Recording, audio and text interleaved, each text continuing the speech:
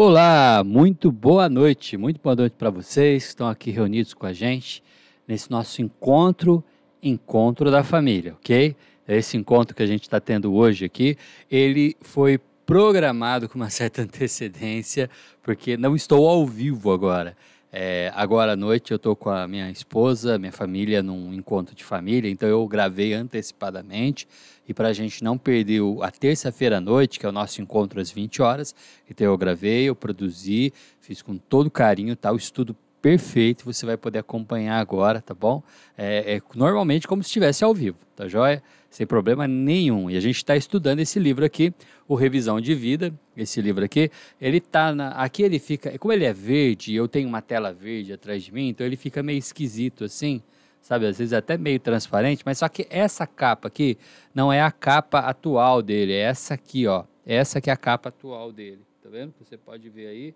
Essa capa que eu tenho aqui é a primeira versão, né, do livro, que foi publicado deixa eu ver aqui, no verão de 2008, eu acho.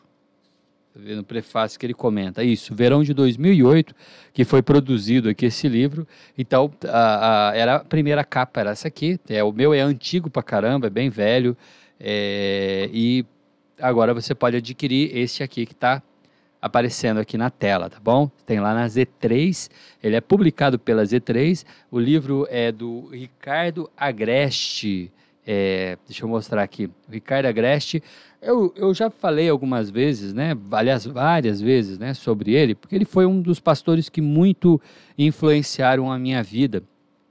Houve um tempo ali na minha juventude em que eu até frequentava uma igreja presbiteriana, estava indo todo domingo, eu estava lá na igreja, eu servia na igreja, trabalhava até numa congregação da igreja, dirigia essa congregação durante a semana, ou colaborava, né, com a direção dela durante a semana, mas durante o dia eu costumava acompanhar as mensagens da Chácara Primavera, eu fazia isso sistematicamente, eu consumia isso, porque eu gostava demais das pregações, gostava das preleções do Ricardo. Então, antes mesmo de eu ir para o seminário, ou de eu fazer a minha primeira pós lá no seminário de Campinas, o Ricardo já me influenciava com as pregações. Depois eu o conheci na pós e posteriormente no bacharel também. Ele foi professor meu durante 3 anos, 3 dos 4 anos que eu tive ali no seminário. Então, assim, por isso a influência dele na minha vida. Então, eu compartilho sempre com vocês falas dele, textos dele, livros dele, porque ele, de alguma forma, influenciou muito a minha caminhada teológica. E ele, então, aqui, quando você pega o livro, a gente tem algumas informações dele, né? Ele é formado em teologia e também formado em filosofia. Ele tem mestrado em missiologia urbana. Ele é pastor da Chácara Primavera, e também ele foi, na verdade, eu não sei se ele ainda é, coordenador da pós-graduação em implantação e revitalização de igrejas, que acontecia ali no seminário de Campinas. Agora mudou a forma lá, acho que a pós-graduação de plantação agora pertence ao CTPI, né? Que é um órgão justamente que cuida da plantação de igrejas. Então ele trabalha mais ali agora, tá bom? Bom, que mais que isso são informações a respeito do reverendo Ricardo Agreste, que você pode ter aí, tá no livro, e você também pode pesquisar sobre ele na internet, tá joia?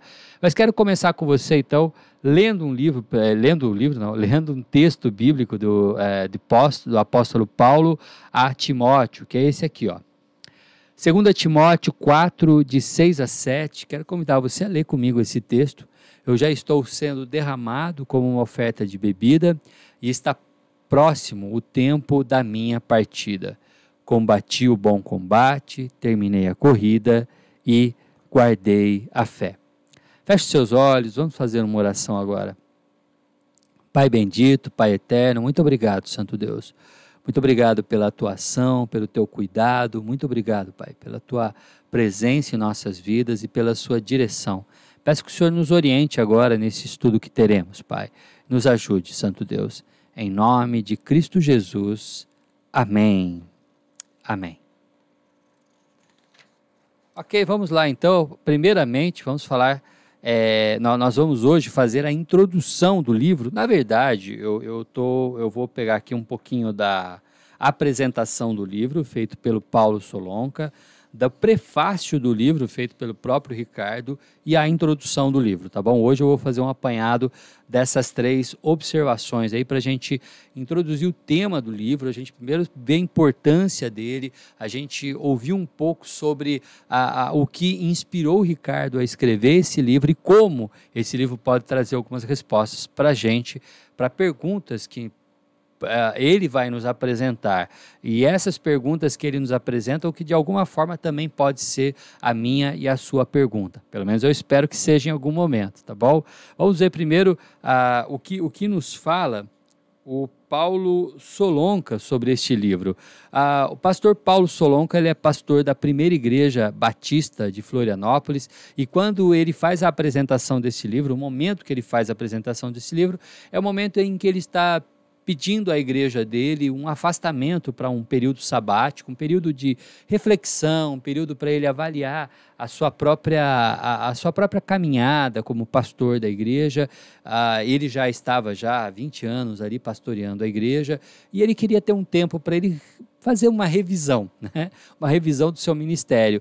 E quando ele está nesse momento sabático, né, a Z3 pede a ele então que faça a leitura, envia, né, os manuscritos para que ele faça a leitura dessa obra, para ele começar a pensar e escrever a apresentação desse livro. O pastor Paulo confessa nessa apresentação que os questionamentos que ele está fazendo acerca do seu ministério se alinham com a maneira como o Ricardo escreve o livro. E ele chega a dizer o seguinte: fiquei impactado. Opa, peraí, eu tenho mania de trocar a tela enquanto está rodando o slide. Aí eu atrapalho a caminhada. Fiquei impactado. Não só isso. Meus olhares para o futuro tiveram que passar por uma revisão surpreendente. Tive que revisar também as minhas reações e as minhas emoções. Isso aí é o Paulo Solonca falando a respeito quando ele apresenta o livro, ele vem falar sobre a importância da reflexão que esse livro traz para o seu ministério, para a sua vida. Em alguns momentos ele fala que parece que ele mandou os questionamentos dele para o Ricardo, para que o Ricardo os respondesse na forma de um livro, porque eram todas coisas que já estavam na mente dele. Ele também vai falar que muitos dos textos bíblicos que o Ricardo trabalha no livro já são textos conhecidos dele, já são textos que ele trabalhou, alguns textos até mesmo que norteavam a sua caminhada cristã, a sua caminhada vocacional, mas que o Ricardo ajudou ele a ter um olhar singular, uma maneira diferente, talvez, de perceber coisas que estavam tão nítidas, tão simples, tão óbvias, mas que, através da leitura do texto do Ricardo, ele pôde, então, encontrar. Por isso, o Paulo Solonca recomenda a leitura deste livro, e eu também. Eu confesso que também para mim, quando eu o li, e esse é mais um dos livros que eu comprei assim logo na apresentação dele. O livro foi baseado numa série do Ricardo Agreste de 1900 e alguma coisa, eu não vou lembrar agora exatamente quando foi, mas acho que 99, talvez 98. Eu guardo a data porque eu lembro que eu estava fazendo faculdade e estava acompanhando a série de mensagens Revisão de Vida, lá na Chácara Primavera. Então, quando saiu o livro, eu já tinha sido impactado pelas mensagens. O livro só veio completado aí. Então, eu concordo com o Paulo Solonca. Se você não tem esse livro, não leu, é uma leitura... Como eu vou dizer, o Ricardo Agreste escreve de um jeito muito prático. Qualquer livro dele que você pegar, capítulos de livro que ele escreveu, se eu não me engano, Liderança para o Século XXI, ele escreve um capítulo, ele escreve o Igreja Tô Fora, que nós já estudamos aqui, o Revisão de Vida. Para casais, ele escreveu A Arte de Casar e Permanecer Casado. Se eu não me engano, é esse o tema do livro, o nome do livro. Então, assim, o texto dele é muito bom, o texto dele é muito tranquilo, é muito simples, então você consegue ler rápido até. A própria Z3, na diagramação do livro, faz isso também de uma forma, eu gosto das páginas, a tonalidade, eu tenho dificuldade em ler páginas de livro que são brancas, né? Páginas brancas, para mim, assim, me incomoda a visão. Então, eu gosto muito desse formato de padrão de folha que eles colocam, né, lá na Z3. Então, eu recomendo. É fácil de ler, tranquilo de ler, os assuntos são interessantes. Então, fica... E se você adquirir o livro, e que não é caro, deve custar hoje... estou fazendo esse vídeo aqui em março de 2022, ok? Ele deve estar por volta de R$ 22 a R$ 27 o livro. Então, assim, não é um investimento caro, vale a pena. Acredito que existe também no formato digital, Kindle, se você procurar na Amazon, e aí provavelmente é muito mais barato. Então, fica aí um desafio para você. Adquirir, acompanha, a gente vai estudar capítulo a capítulo do livro, quem sabe na semana que vem, quando a gente estiver estudando o primeiro capítulo, você já leu aí a parte da revisão, o prefácio, a parte da apresentação, o prefácio e a introdução, e já leu também o primeiro capítulo, e aí você vai acompanhar comigo o estudo do primeiro capítulo juntamente com a leitura que você fez. Vai ser bem legal se você fizer isso. Vamos lá. O Ricardo vai falar agora a respeito o prefácio, né? E ao fazer o prefácio, o Ricardo ele vai fazer o seguinte, ele vai dizer que ele começa a escrever esse livro a partir de uma reflexão que ele faz quando ele completa 40 anos de idade. Quando ele completa 40 anos de idade, ele não fala isso no livro, mas ele fala na série de mensagens, e eu lembro, e quem me conhece sabe que eu tenho uma memória muito boa, eu guardo coisas com uma facilidade muito grande. E ele fala que ele se senta na poltrona, lá do escritório da casa dele, pega uma xícara de café, uma caneca de café, e resolve refletir lendo o livro de Eclesiastes. Ele faz isso lendo o livro de Eclesiastes. Ele está revisando a respeito da sua história, da sua vida, da sua vocação, e ele faz isso lendo o livro de Eclesiastes. E quando ele faz aqui o prefácio do livro, ele fala a respeito dele ser um sonhador. E ele narra a sua infância, por exemplo, lá nos bairros do Sumaré, em São Paulo, quando ele joga bola de capotão lá no meio da rua lá, e ele sonha em ser um grande jogador de futebol. Ele sonha inclusive, ele sonha em ser um jogador de futebol, não de qualquer time de futebol, ele quer ser jogador de futebol do Palmeiras. Eu não sou palmeirense, mas eu respeito muito a história do Palmeiras. E o Ricardo é palmeirense, ele vai sempre citar isso em algum momento no livro dele, em algum escrito dele, ele sempre faz algum trocadilho com o time. Não só para dizer que o Palmeiras é um bom time, mas muitas vezes para espizinhar um pouco o Corinthians, que é o arquirrival, né? É o antagonista do Palmeiras. Bom, ele faz isso então, na sua infância. Sonha. Eu sonho. Ele sonhava. Eu quero ser um jogador de futebol. Aí ele vai para a adolescência, e aí na adolescência ele já está pensando já em ser um músico, né? Ir levados pelas baladas dos seus dias ali, ele quer ser um cantor de MPB, ele quer tocar violão. Depois, já na juventude, ele tem que começar a trabalhar cedo, ele começa a trabalhar, acredito, ele não diz isso, mas acho que ele deve trabalhar tipo como um office boy. Aos 14 anos de idade, ele já está lá entrando e saindo de prédios, de grandes corporações, e ele começa a olhar aqueles homens importantes, andando com pastas, com ternos, e ele já começa a se enxergar como um grande executivo, e ele sonha então num dia em que ele vai ser um grande executivo, em que ele vai também ganhar dinheiro, também vai andar de terno, também vai andar com pastas chiques, né? Fazendo grandes negócios. Mas então ele, no meio evangélico, envolvido, né, pela igreja, envolvido com a igreja, já tendo entregado sua vida a Cristo Jesus, ele começa a perceber e começa a sinalizar na sua história, ou evidenciar-se na sua história, uma vocação.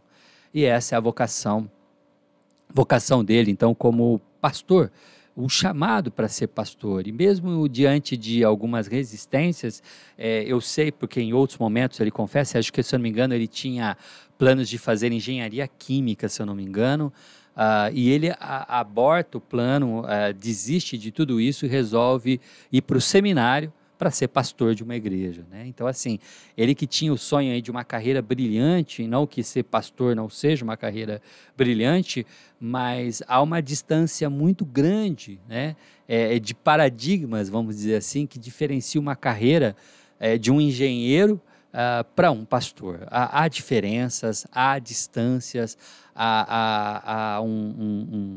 são opostos, vamos dizer assim.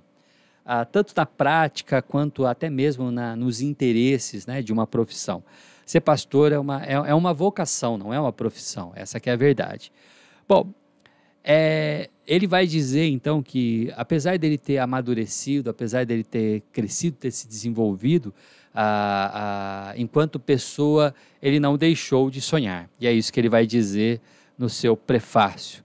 Ele vai dizer que o envelhecimento não foi capaz de roubar uma coisa que me mantém vivo, a mania de sonhar. Agora presta atenção nas perguntas que o Ricardo vai trazer para a gente. Há pessoas que olham para a vida como ela é e perguntam a si mesmo por que as coisas são como são. E aqui já no prefácio desse livro, o Ricardo já vai trazer para a gente, ou já vai dividir com a gente algumas questões, né? Essa questão é a questão que pessoas comuns costumam fazer. Mas existem pessoas que não são comuns. Pessoas como eu e você que conhecem o Evangelho, que sabe que existe algo mais. É interessante. Pessoas que perguntam a si mesmo por que as coisas são como elas são. E nós que somos cristãos sabemos que existe um autor por trás de toda a história. E pessoas assim como eu e você e como o Ricardo pertencem a um grupo diferente de pessoas. Olha só o que ele diz. Mas eu acho que sempre pertencia a um outro grupo de pessoas que sonha com a vida como ela jamais foi. E por isso, tendo diante de si a realidade, perguntam a si mesmas: por que as coisas não podem ser diferentes, não podem ser o que ainda não são? Você olhar para um futuro e sonhar com uma realidade utópica talvez, mas que ainda não existe, e se perguntar por que ela não é assim, porque ela já não é como deveria ser, ou porque ela já não chegou a esse estado. E essa é uma pergunta, uma realidade de pessoas que sonham com um mundo transformado, mas não transformado pela política, não transformado pela história, não transformado por grandes movimentos sociais, transformados pelo Evangelho de Jesus Cristo. O livro Revisão de Vida vai nos convocar a fazer essa revisão na nossa vida a partir de uma ótica diferente. Você pensar na sua história e se perguntar talvez por que as coisas não podem ser o que ainda não são. Coisas que nós sonhamos. Que a sua vida e a revisão dessa sua vida possa te levar a querer que a sua vida te traga muito mais. E é na introdução que ele já vai questionar, talvez, a partir de algumas reflexões, inclusive uma que eu já usei várias vezes aqui em sermões, que é a história desse filme As Confissões de Schmidt, de Jack Nicholson, né, o protagonista dessa história, um filme que foi indicado ao Oscar, que foi ganhador de Globo de Ouro, e o Ricardo traz essa história, né, para justamente fazer um start. Por quê? Porque este homem deste filme, o Schmidt, é um homem que talvez tenha feito grandes realizações na sua vida. Ele termina os seus dias, depois de 40 anos de profissão, já com 60 e tantos anos de idade, não que ele termina, ele se aposenta, né, com 60 e poucos anos de idade, e já com 40 anos de profissão, ele se aposenta de uma forma positiva aos olhos de pessoas comuns. Uma boa casa, um casamento, teve uma filha, a filha já está na faculdade, já está casada, né? Ele teve suas conquistas, terminou bem profissionalmente. Então, quem olha naturalmente para a vida de Schmidt, vai dizer que ele é um cara realizado na sua história. Mas ele começa a perceber, ele vai, depois de alguns dias, alguns meses, não sei exatamente quanto tempo, ele vai visitar o seu antigo emprego e se dá conta de que ele não faz falta. Detalhe, talvez algumas coisas tenham até melhorado com a ausência dele. As pessoas, quem o assumiu, e ele tinha dito para a pessoa, olha, se você precisar, não fique com vergonha, me liga, se você precisar, pode me procurar, tá bom? E o cara não liga, o cara não procura, mas será que ele já me substituiu e já está dando conta de tudo? Ele vai lá pensando assim, eu vou lá, porque deve estar tudo uma bagunça lá, deixa eu ir lá para ver se eu ajudo a acertarem as coisas, né, lá no escritório, lá onde ele trabalhava. E quando ele chega lá, está tudo perfeitamente bem. Ele não fez falta nenhuma. E a pessoa que assumiu o lugar dele tem até um certo desdém pela pessoa dele, sabe? Nem mesmo assim o valoriza tanto assim. Ele percebeu que lá na empresa ele não tem mais muitos significados. No seu casamento, à medida em que ele investiu tanto na sua carreira, ele se afastou da sua esposa e ele percebe que ele não tem mais contato nenhum com a sua esposa, já não tem mais intimidade com ela. A sua filha está distante dele, fisicamente, geograficamente, morando longe, a quilômetros e quilômetros de distância, mas também emocionalmente distante dele. Ele já não tem mais relação nenhuma com a sua filha. E ele chega, então, a uma constatação, né? O filme termina, deixa eu ler um trecho aqui, o filme termina com o personagem segurando em suas mãos uma carta e um desenho enviado por uma criança africana, com quem ele regularmente contribuía financeiramente através de uma ONG. Olhando para o desenho e meditando nas palavras de agradecimento escritas por um responsável pela criança, com lágrimas nos olhos, aquele homem demonstra concluir que aquela havia sido uma das poucas coisas realmente relevantes que havia feito ao longo da sua existência.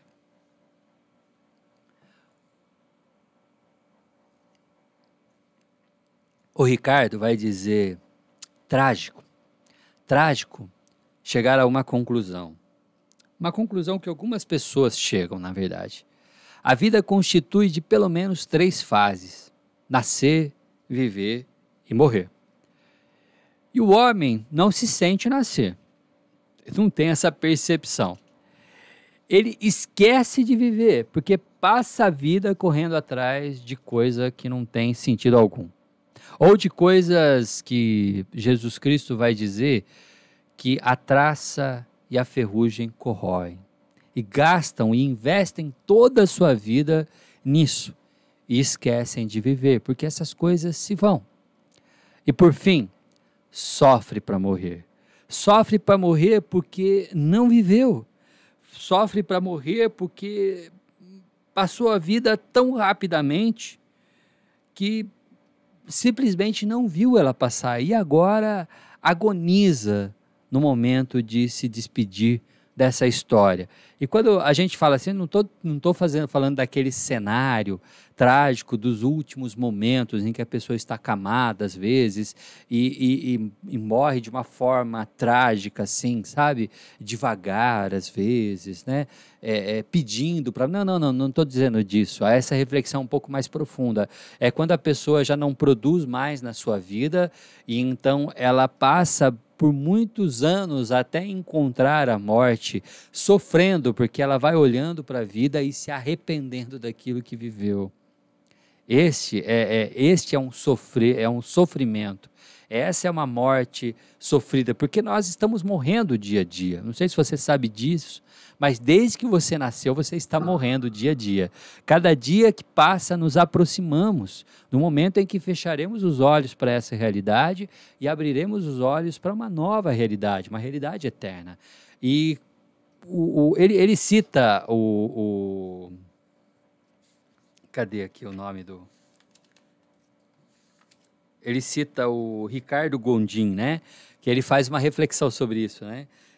Contei meus anos, olha só, Ricardo Gondim falando, contei os meus anos e descobri que terei menos tempo para viver daqui para frente do que já vivi até agora. Sinto-me como aquele menino que ganhou uma bacia de jabuticabas. As primeiras ele chupou displicente. A gente vai comendo jabuticaba. Então, numa bacia de jabuticaba, você vai comendo de qualquer jeito. Mas percebendo que faltavam poucas jabuticabas, quando ele olha, ele vê a bacia, ele fala, caramba, eu já comi quase tudo e agora faltam poucas. E então ele rói até o caroço. A gente faz assim com a vida, a gente vive displicentemente. Passamos a nossa juventude esquecendo de viver e vivendo rapidamente. E agora que a gente olha para a nossa história e percebe que existem menos anos para frente do que aqueles que se passaram, a gente quer aproveitar o máximo que a gente pode. E quando a gente olha para aquilo que nós já vivemos e chegamos à conclusão de que desperdiçamos muito da nossa vida, é esse momento que a gente sofre para morrer. Que a gente se arrepende, que a gente, se pudesse, a gente voltaria, teria feito melhor aquela faculdade, não teria entrado em tantas discussões inúteis, não teríamos gastado nosso tempo com tantas coisas obsoletas, tantas coisas que não trouxeram nenhum benefício para a nossa história. Por isso que é bom a gente parar e fazer essa revisão de vida. Mas o Ricardo vai fazer isso de uma maneira muito importante para a gente, porque ele traz a sabedoria bíblica para o cenário. E isso é importante, olharmos para as Escrituras Sagradas. E pelo menos 2 autores são importantes para a gente, ou importantes para o Ricardo, nessa reflexão. Um deles é o autor de Eclesiastes. E o livro de Eclesiastes ele se torna para a gente uma excelente ferramenta de avaliação para aqueles que desejam parar e repensar suas vidas. Por quê?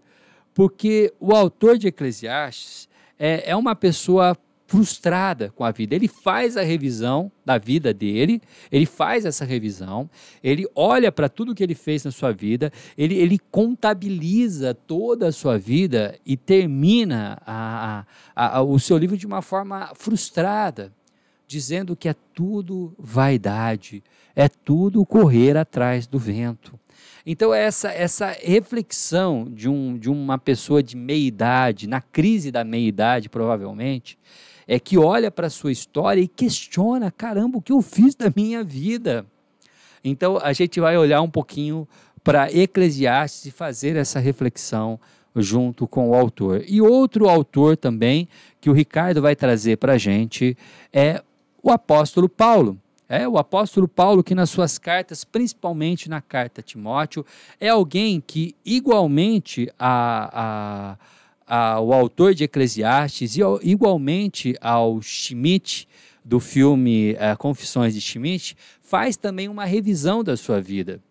E ele chega à seguinte conclusão: o balanço que o apóstolo Paulo faz da sua própria existência, reflete um sentimento diferente do autor de Eclesiastes e até mesmo diferente do protagonista do filme As Confissões de Schmidt.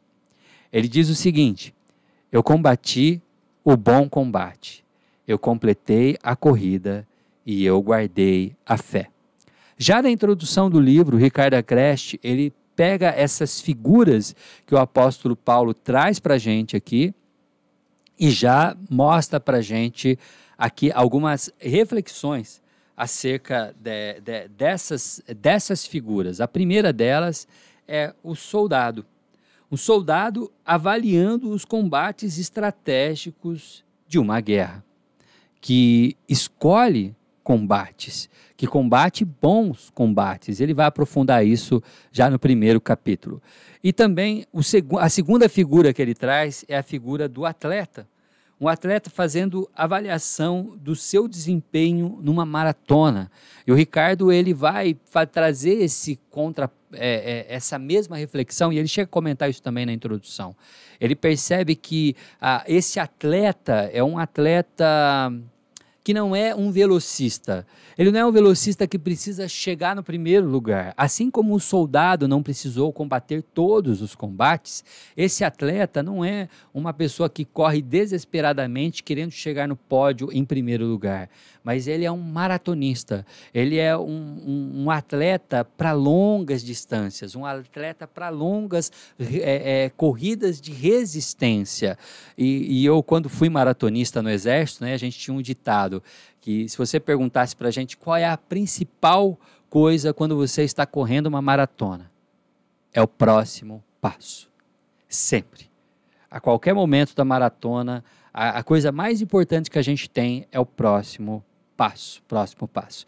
E a terceira figura que o Ricardo vai trazer aqui, ou que ele vai perceber na fala, né, do apóstolo Paulo, é a de um fiel mordomo, que após uma vida de serviços prestados a uma casa, com orgulho, ele entrega as chaves ao seu senhor, para então desfrutar da sua aposentadoria. Então são essas as imagens que a gente encontra na fala do apóstolo Paulo e na introdução desse livro. Tá? O Ricardo ele vai encerrar, né, essa introdução, ele vai encerrar essa introdução dizendo assim, né, as reflexões sobre essas imagens nos oferecerá a oportunidade de contabilizarmos o nosso passado, avaliarmos o nosso presente e tomarmos as decisões necessárias em relação ao nosso futuro. Ok? Então é isso. Então, hoje, apresentando para vocês apenas a apresentação, a introdução,